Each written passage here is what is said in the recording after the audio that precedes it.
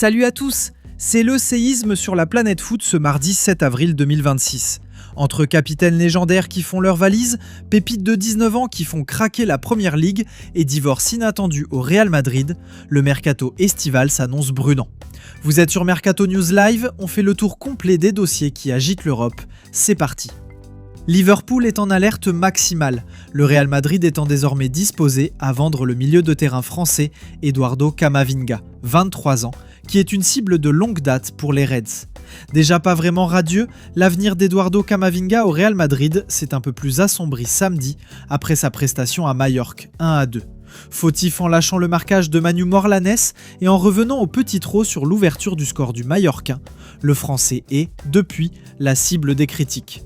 Après la rencontre, son entraîneur Álvaro Arbeloa n'a d'ailleurs pas hésité, sans le nommer, à le blâmer. Sur une action où on était en supériorité, un déséquilibre nous coûte un but, a expliqué amer le technicien madrilène. Tu perds ton marquage, tu ne le suis pas et tu le payes cher. Le FC Barcelone et la Juventus figurent parmi les clubs intéressés par le milieu de terrain portugais Bernardo Silva, 31 ans, qui pourrait être recruté gratuitement cet été. Le capitaine de Manchester City, Bernardo Silva, quittera le club à la fin de la saison. L'international portugais a remporté 6 titres de Première Ligue et une Ligue des Champions au cours de ses 9 saisons avec City, mais quittera le club à l'expiration de son contrat à la fin de la saison actuelle. Lors de la conférence de presse qui a suivi la victoire 4-0 de City contre Liverpool en FA Cup samedi, l'entraîneur adjoint Pep Lijnders a confirmé que toute bonne histoire a une fin et a reconnu qu'il serait impossible pour le club de remplacer son capitaine. La Juventus estime qu'une qualification pour la Ligue des Champions la placerait en position idéale pour recruter le milieu de terrain uruguayen Manuel Ugarte, 24 ans, dont la valeur est estimée à environ 35 millions de livres sterling par son club Manchester United. Le club d'Old Trafford a annoncé sa séparation avec le milieu de terrain uruguayen. La Juventus est en pole position, mais la concurrence est rude. La Juventus, qui suit le joueur depuis son passage au Sporting, serait parmi les favoris. En cas de qualification pour la prochaine Ligue des Champions, elle n'aurait aucun mal à investir sur le milieu de terrain sud-américain, estimé à environ 40 millions d'euros, avec un salaire net de 4 millions d'euros par saison, un montant tout à fait envisageable. Sans les revenus liés à la qualification, la situation se compliquerait, d'autant plus que la concurrence est rude. Galatasaray, Newcastle et Aston Villa seraient également intéressés par Ugarte.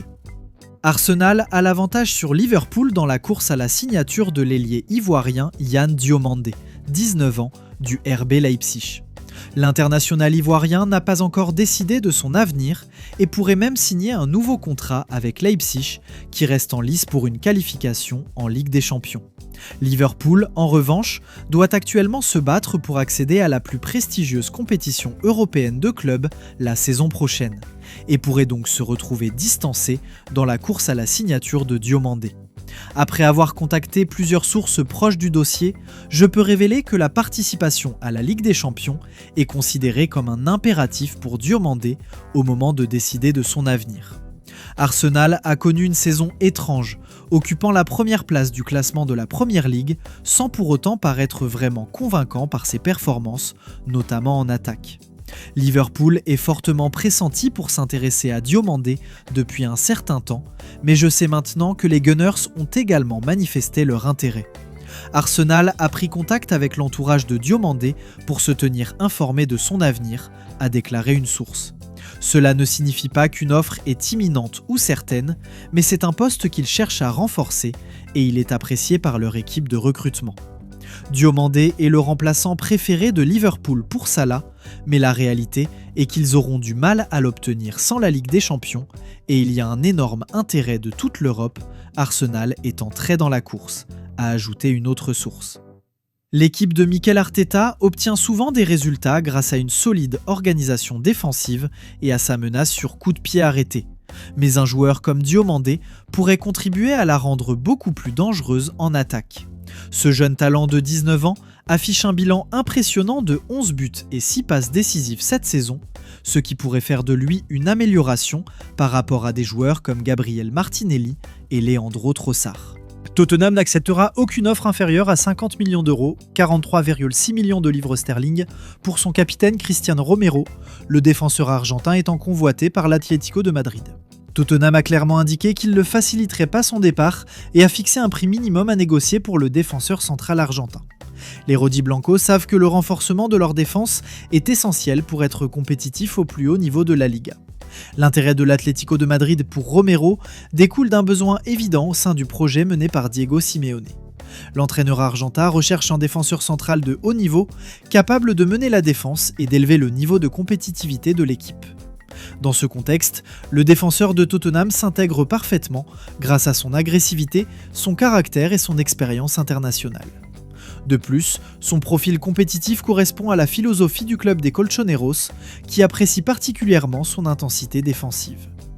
Tottenham refuse de négocier un prix inférieur pour Romero. Le club anglais reste inflexible sur sa position. Le montant minimum pour entamer les négociations est d'environ 50 millions d'euros, bien qu'il puisse encore augmenter. Des sources proches du joueur ont confirmé que le club londonien souhaite récupérer l'investissement réalisé lors de son transfert. Le message est clair, toute équipe intéressée, y compris l'Atlético de Madrid, devra consentir un effort financier considérable. L'Atlético de Madrid apprécie beaucoup Romero, mais ne souhaite pas se précipiter dans une opération coûteuse.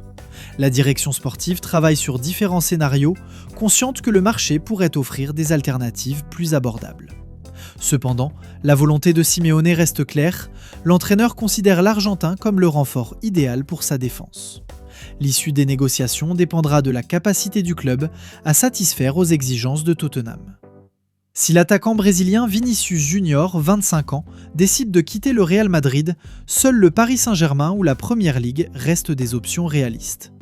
Newcastle sera en concurrence avec des clubs de toute l'Europe pour s'attacher les services du défenseur du Werder Brême et de l'équipe d'Allemagne des moins de 21 ans, Karim Koulibaly, 18 ans.